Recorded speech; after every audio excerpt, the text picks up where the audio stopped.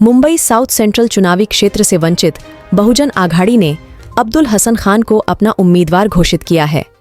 इसी क्षेत्र में वंचित बहुजन आघाड़ी की एक ऑफिस भी ओपन की गई थी, जिसमें वंचित बहुजन आघाड़ी के कई दिग्गज नेताओं ने शिरकत की थी।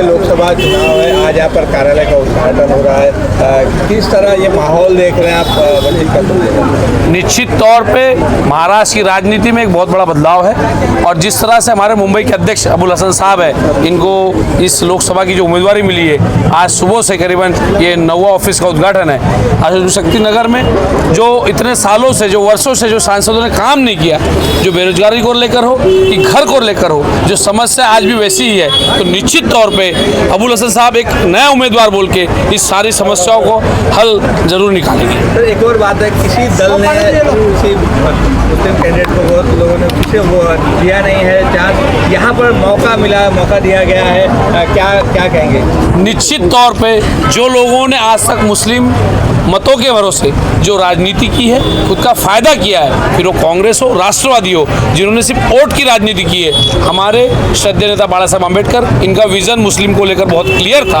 हमने पूरे महाराष्ट्र में 6 उम्मीदवार दिए हैं और हमारे मुंबई के अध्यक्ष जो अब्दुल हसन साहब आपके खास है, इन्हीं को यहाँ से उम्मीदवार बनाया गया है, ताकि कथनी और करने में जो फर्क है ये हमारे में कि हम बराबरी की हिस्सेदारी देना चाह रहे हैं। इसके पहले भी जो शिवसेना के सांसद रहे राहुल शिवाले, लोगों का काफ़ी आक्रोश है, गुस्सा है कि 10 साल वो यहाँ पर रहे लेकिन कुछ विकास नहीं हुआ है। क्या अब्दुल हसन जी आने के बाद यहाँ पर विकास होगा? निश्चित तौर पर जिस तरह से मैंने बता रहा था कि 10 वर्षों से सिर्फ इस देश के प्रधानमंत्री जो आज मुद्दों को लेकर बात नहीं कर रहे हैं, अमित शाह जी मुद्दों को लेकर बात नहीं करते, राजनीति भी क्या 10 साल में उन्होंने किया, उसके भरोसे वोट मांगना चाहिए था, वो चीज भूल रहे हैं। और आज आके जी जो आपके सामने उम्मीदवार दिए जाते हैं उनमें भी यही है। लेकिन हमारा प्रयास है कि अब्दुल हसन साहब मुंबई को हर गली गली कूचे में घूमे हुए 5 साल से अध्यक्ष रहे, तो निश्चित तौर पर वो न्याय देने का काम यहाँ पर करेंगे। घर के बारे में बहुत बड़ा दिक्कत है, लोगों के तकलीफें हैं, घर को लेकर जो लोगों के घर उजड़े जा रहे हैं, लोगों को बेघर किया जा रहा है, बिल्डरों के माध्यम से हो या रेलवे लागत झोपड़पट्टियाँ हो, उसके बारे में कोई बात नहीं करता है, बेकार की बातें चल रही है, ऐसा लोगों का कहना है। आप सभी के माध्यम से आप जानते होंगे कि ये लड़ाई हमने शुरू की थी। यहाँ पर हमारे नेता सुजात अम्बेडकर ने सबसे पहला अडानी के खिलाफ जो मोर्चा खोला गया था वो है, और हमारे जो नेता है ये हमेशा शोषित समूह के साथ रहे। घर की बात हो, जहाँ आज सुबह से हमने देखा है कि चेंबूर में हो, उसके बाद जहाँ भी हम आज सुबह से गए हैं वहाँ पर ये बहुत बड़ी समस्या है। इनकी लड़ाई आज आपके माध्यम से हम गवाही देना चाहेंगे कि हमारा उम्मीदवार भी यहाँ पर है और पार्टी के हमारे जो सिपहसालार है वो हर मुद्दे पे लड़ाई लड़ेंगे। और बाला साहब अम्बेडकर की भूमिका पहले से रह गई है, जो बीड़ी चाल को लेकर जब भी घरों की समस्या ये बिल्डरों के खिलाफ हम लोग है, ताकि जिसको न्याय उसको वहीं घर मिलना चाहिए। बिल्डर चाहे कितना भी बड़ा हो, सामान्य आदमी का जो घर है उसका सपना वही पूरा हम करेंगे। वंचित बहुजन आघाड़ी का अगर शिवसेना के साथ गठबंधन होता तो कितना फायदा होता और नहीं होने की वजह से कितना उनका नुकसान? जी निश्चित ही आज उस पर बात करके तो कोई मतलब ही नहीं है, बिकॉज जिस तरह से वोट की राजनीति उन्होंने की है, आज शिवसेना, कांग्रेस और राष्ट्रवादी बम्बई में है नहीं, लेकिन कांग्रेस की जनता सेना के उम्मीदवार वोट करना नहीं चाहती और शिवसेना के लोग कांग्रेस वोट करना नहीं चाहते। ये आपके सामने भली बात ही चित्र है। हम एक पर्याय लेकर आए हैं और कहीं ना कहीं इस वंचित समूह के साथ बड़े पैमाने पे महाराष्ट्र की जनता इस बार वोट करेंगी। क्या कहेंगे? बाला साहब अम्बेडकर जी ने आपके ऊपर एक बड़ा भरोसा जताया है, दक्षिण मध्य मुंबई से आपको उम्मीदवारी दी है, क्या कहना चाहेंगे, क्या आपकी राय है? दक्षिण मध्य मुंबई से बाला साहब ने जो मुझ पे भरोसा जताया है उसका मैं तहे दिल से शुक्रगुजार भी हूँ और मैं इंशाल्लाह करता हूँ आने वक्त में उनके भरोसे को तोड़ूंगा भी नहीं और जो मसले और समस्याएं हैं दक्षिण मध्य मुंबई में उसे रिजॉल्व करने की कोशिश करूँगा। अच्छा, यहाँ पर कितनी चुनौती लग रही है, क्योंकि ये बड़ा क्षेत्र है और यहाँ पर दलित मुस्लिम सबसे ज़्यादा लोग रहते हैं, इस पर क्या कहना है? इस क्षेत्र में लगभग 14 लाख वोट हैं, जिसमें से दलित समाज, वंचित समाज लगभग 2.25 लाख वोट हैं, 3,75,000 मुस्लिम समाज के वोट हैं, तो लगभग 6 लाख वोट दलित मुस्लिम समाज के होते हैं और बकिया समाज के वोट हैं। लेकिन इसमें लड़ाई सेना और वंचित में भाजपा और सेना वंचित में है, क्योंकि सेना दोनों एक ही थे पहले, अब वो टूट के दो पार्ट्स हुए हैं। वंचित इसलिए बहुजन आघाड़ी कौन से अहम मुद्दे पर चुनाव में उतरी है, क्या कहना चाहिए? वंचित का ऐसा है कि बेरोजगारी का मसला है, पोल्यूशन का मसला है, और संविधान में जो कुछ मानवाधिकार ताकतें चेंजेस करने की सोच रही हैं, तो उसको लेके पार्लियामेंट में पहुंच के उसे रोकने की भरपूर कोशिश की जाएगी। अच्छा, शिवसेना उद्धव ठाकरे से जो अनिल देसाई है, लोग कह रहे हैं कि वो बाहर के उम्मीदवार है, लेकिन सांसद राहुल शिवाले यहाँ पर 2 बार सांसद रह चुके हैं, तो क्या उनके कामों को लोग पसंद नहीं किए, उन्होंने कुछ काम नहीं किया, ऐसा भी लोगों का कहना है? इस पर क्या कहना है? अब हम लोगों से मिल रहे हैं तो पिछले 10 सालों से राहुल शिवाले साहब यहाँ पे सांसद रह चुके हैं, लेकिन अगर वो लोगों ने का काम किए होते तो उन्हें भी लोगों का प्रेम और स्नेह मिला होता, लेकिन वो जो जा रहे हैं लोग उन्हें प्रेम और स्नेह नहीं दे रहे, ये उन्हें भी पता है। महाविकास आघाड़ी हो या महायुति, तो मुस्लिम वोट तो सब चाहता है, लेकिन कैंडिडेट उन्हें नहीं बना रहे।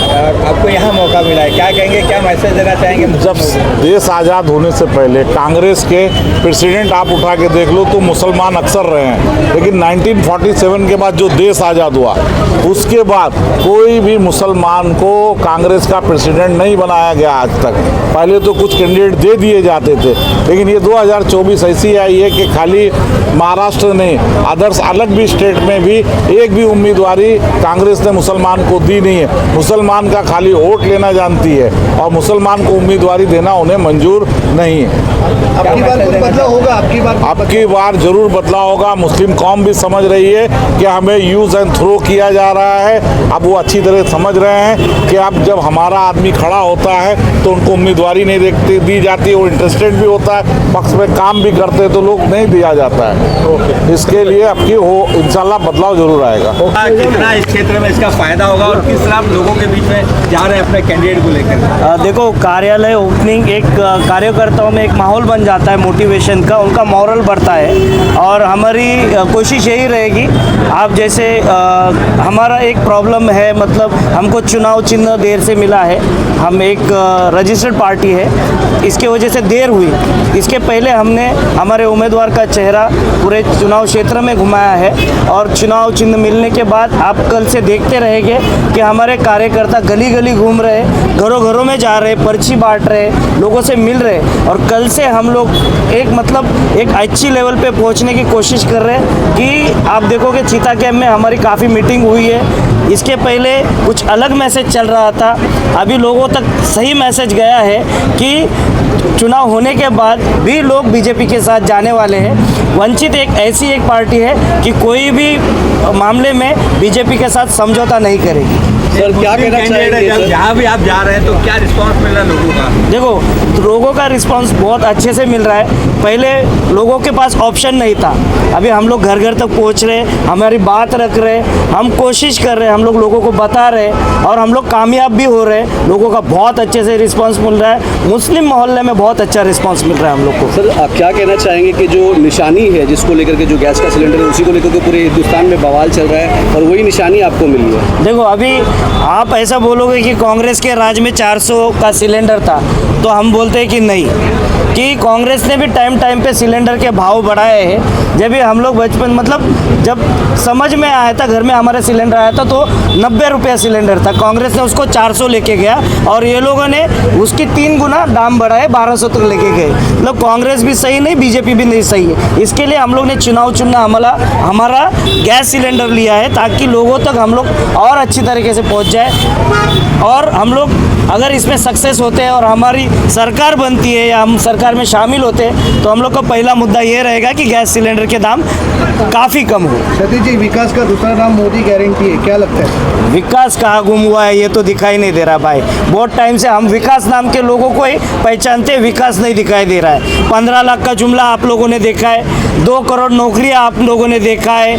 आप लोग सिर्फ और सिर्फ जाति और धर्म की राजनीति पे बात कर रहे हो, विकास के नाम पे कुछ भी नहीं दिखाई दिखाई दे रहा है। आप लोग मीडिया वाले ने ये बात उछालनी चाहिए कि विकास कहीं पे नहीं दिख रहा है, या तो फिर विकास नाम के व्यक्ति को ढूंढो और विकास उसको बताओ विकास विकास ये विकास। अच्छा, अब्दुल हसन जी को यहाँ पर टिकट मिला है, कितना ज़रूरी था इस तरह के उम्मीदवार को मुस्लिम जो है यहाँ पर? हम लोग ने पॉलिटिकल एनालिसिस रिपोर्ट निकाला, हम लोग ने उसमें देखा कि यहाँ पे एससी जो वोटर्स है वो तकरीबन 2-2.25 लाख वोटर्स है, और मुस्लिम वोटर्स देखने के बाद हम लोग खुद चौंक गए, वो 3.25 लाख वोटर्स यहाँ पे है। तो हम लोग बोले कि यहाँ पे मुस्लिम कैंडिडेट बहुत अच्छी तरीके से चलेगा, और ताकि मुसलमानों में एक उम्मीद जागी हुई है, मोदी के खिलाफ वो लोग खुल के बाहर आ रहे हैं, बीजेपी के खिलाफ खुल के बाहर आ रहे हैं, शिंदे शिवसेना के खिलाफ खुल के बाहर आ रहे हैं, तो उनको एक ऑप्शन चाहिए कि दूसरी जो यूबीटी शिवसेना है, मतलब उद्धव बाला साहब की शिवसेना है, कल की स्टेटमेंट अगर आप देखोगे तो ये लोग कभी भी मोदी और उद्धव साहब कभी भी एक आने की कोशिश में है। तो आज लोगों को ये समझ में आया है कि कल बीजेपी शिवसेना कभी भी एक हो सकती है, इसके बारे में वो वंचित का अभी अल्टरनेट ऑप्शन मुस्लिम लोग ढूंढ रहे हैं। ये हमारी कोशिश पहले से थी और हम लोग इसमें कामयाब होते नज़र आ रहे हैं।